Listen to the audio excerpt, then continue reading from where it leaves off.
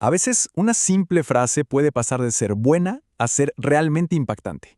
Y bueno, hay una técnica que hace justamente eso. Le añade un énfasis, un toque de elegancia, y hoy vamos a desglosar exactamente cómo funciona. Para que se entienda bien el poder de esta técnica, comparemos estas dos frases.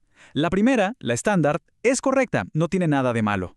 Pero la segunda tiene un efecto inmediato.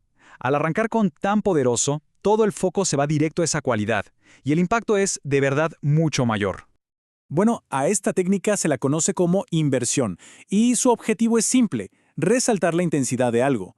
Es un recurso súper útil en la escritura descriptiva, en reportajes, e incluso, ojo, puede marcar una gran diferencia en exámenes de inglés, porque demuestra un dominio mucho más avanzado del idioma. Entonces, ¿cómo funciona esto exactamente? ¿Cuál es el truco? Pues la verdad es que detrás de este efecto dramático hay una fórmula muy clara. Y lo mejor es que una vez que la conocemos, aplicarla es súper fácil. Y aquí está la clave de todo. Es un patrón simple y repetible. Fíjense, se empieza con so más la cualidad a destacar. Luego, y esta es la parte importante, se invierte el orden del sujeto y el verbo auxiliar. Y finalmente, se añade la consecuencia con that. ¡Listo! Ok, vamos a desglosar esto en la práctica, paso a paso. Van a ver que transformar una oración común en una de estas mucho más potente se puede hacer en solo 3 pasitos. El proceso es muy metódico. A ver, paso 1. Partimos de una frase normal con so. Paso 2. Movemos esa primera parte, el so más el adjetivo, al principio de todo. Y el paso final, el más importante, donde ocurre la magia, es invertir el sujeto y el verbo. Así de simple. The exam was se nos convierte en was the exam. Bueno, ahora que ya tenemos el patrón, veamos qué tan versátil es. Porque no se aplica solo con adjetivos, ¿eh? También funciona con adverbios y hasta con expresiones de cantidad.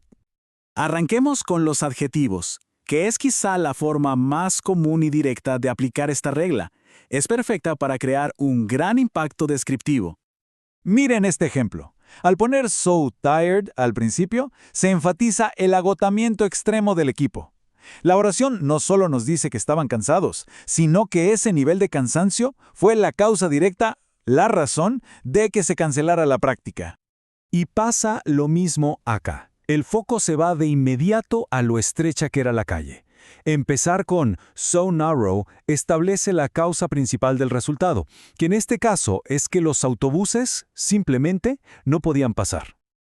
Ok, pasemos a los adverbios. El patrón también funciona de manera muy potente con ellos, pero ojo aquí. Hay que prestarle atención a una adición pequeña, pero que es crucial. Un verbo auxiliar o ayudante, sobre todo con verbos en tiempo simple. La clave de esta oración es el uso de did. ¿Por qué? Porque el verbo original, celebrated, está en pasado simple y no lleva un auxiliar visible. Entonces, para poder hacer la inversión, necesitamos agregar did y el verbo principal vuelve a su forma base, celebrate. Este ejemplo nos muestra lo mismo, pero en presente simple, ahora usando do. La palabra rarely es un adverbio, y al moverlo al frente, se necesita el auxiliar do para que la inversión con el sujeto we sea gramaticalmente correcta. Y por último, veamos cómo se aplica esto a las cantidades. Sirve tanto para enfatizar que hay mucho de algo como que hay muy poco. La lógica, al final, es exactamente la misma. Esto le da todo el énfasis al enorme volumen de preguntas y lo vincula directamente con la consecuencia. Y de nuevo, como el verbo es asked en pasado simple, se introduce el auxiliar did para poder hacer la inversión.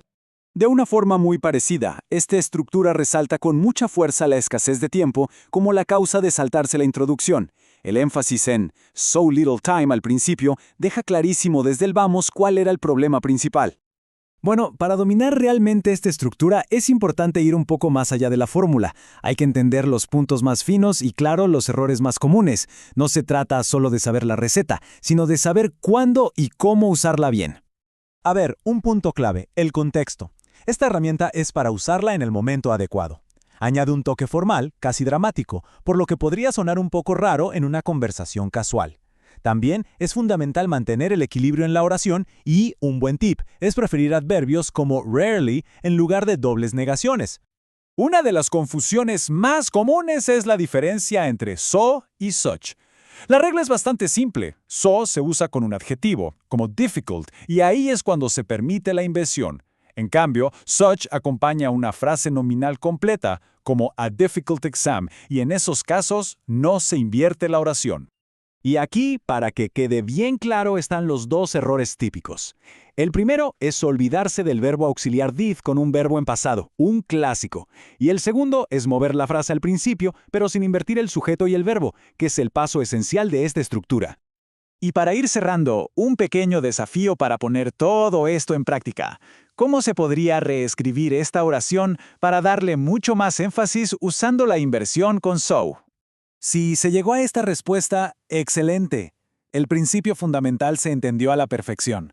Se identificó el adverbio quickly, se añadió el auxiliar does y se invirtió con el sujeto she. Es una herramienta que puede parecer sutil, pero es increíblemente efectiva para que las ideas resuenen con mucha más fuerza.